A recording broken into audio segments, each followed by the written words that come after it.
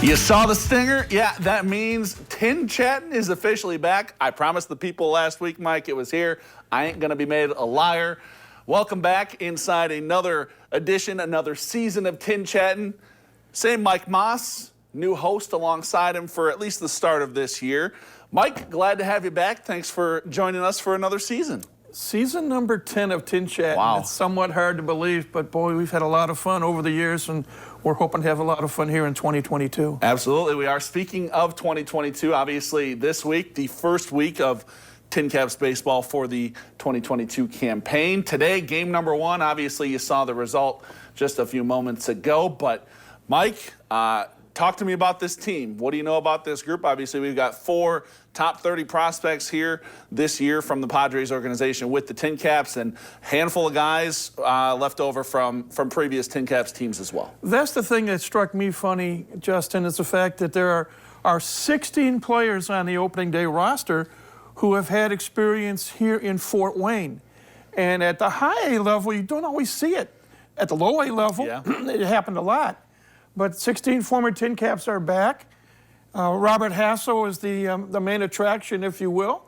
And I'm anxious to see how he fares now that he'll get a chance to start at the beginning of the season rather than at the end of the season as he did last year. But he and Brandon Valenzuela, who's the starting catcher tonight, by the way, in Dayton, they both came to Fort Wayne at the same time after they tore the cover off the ball at Low-Way Lake Elsinore. So I'm anxious to see not only that, some of the pitchers, other players as well, but to see the fact that at the high A level, now you're finding some players that have more experience than what we saw at the low A level. And the TinCaps really need to get off to a good start. You know, last year, 54-65 was not the best of seasons on a win-loss side, but as it's been said many times, at this level as well as at other levels, it's player development that rules over wins and losses, and how well you can adapt in certain situations could possibly mean a ticket to Petco Park sometime down the road. Yeah, and you mentioned Robert Hassell, obviously the number 2 prospect in the Padres organization. He's probably the headliner on this roster, if you had to guess. Obviously, like you mentioned, tore the cover off the ball in low A last year, was here for about 3 weeks a year ago, played, I believe, in 18 ball games, hit 205, hit 4 homers, 3 of them coming in that one game. Mike, when you look at Robert Hassell, and obviously I know you haven't gotten a chance to talk to him or really see him in action just yet, but what do you like about Robert? What are you hoping to see out of him this year? When he came to Fort Wayne last year, Justin, he had the nickname Bobby Barrels. Yes, he did. And we found out from his first at-bat how true that name is. He swings hard, he hits hard. You think about the fact he's a left-hand hitter, and you think about his hitting, but he also played some pretty good defense playing in center field.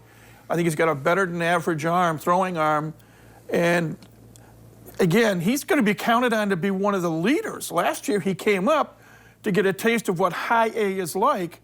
This year, he's going to be expected to set the tone for this ball club. Yeah, and speaking of that, we got a chance to talk with Robert earlier in the week, or Bobby Barrels, as Mike likes to call him. Here's what Robert had to say about being back in Fort Wayne this season. I would say mostly it's a mentality thing. I don't think I necessarily lacked like a strong mentality last year, but just making sure, you know, I'm not trying to do too much. I think I tried to come up here and maybe do a bit too much last year, and just, you know, just keeping on playing my game all year, being consistent with that, and I think that's the main thing I'm focusing on. You know, I feel really quick this year, really fast, so I'm looking forward to stealing some bags and, you know, running after some fly balls, running them down. So I'm anxious to get out there, and I'm excited. So. All right, so you heard from Mr. Bobby Barrels there. Good to have him back in Fort Wayne. Excited to see what this season holds for him and what kind of steps he can take. I know another outfield prospect that the TinCaps are excited about this year bringing in, Mike, is Joshua Mears. The man, I tell you what, I got to go over to Parkview Field earlier this week. The man has thighs that I think are the size of my stomach. He is a ginormous human being, and he can sure hit the heck out of the baseball.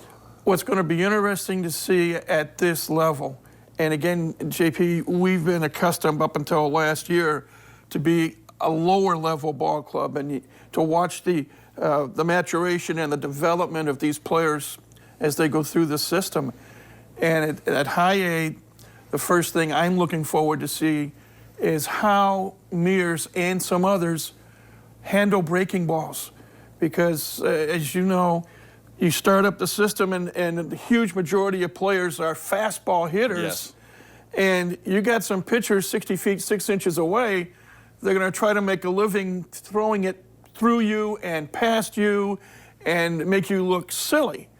And I'm anxious to see how these hitters adapt, be it not just the fastballs, but the sliders, the breaking balls, the changeups, how they adapt in this chess match that you have between pitcher and hitter. And the other thing we haven't even talked about yet is, for the first time in 7 years, someone not named Anthony Contreras is going to be the manager of the ball club. Yeah, I know. I was going to get there. Brian Esposito named the manager of the TinCaps earlier this winter, if you want to call it that, I suppose. But Espo coming to the TinCaps after 6 years with the Pirates organization, spent 3 years with the Indianapolis Indians just down the road down I-69.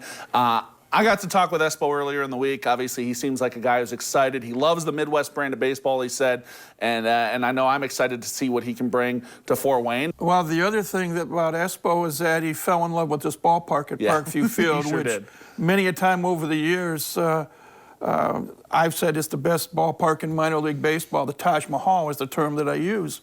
And Espo seemed really impressed with the facilities here in Fort Wayne.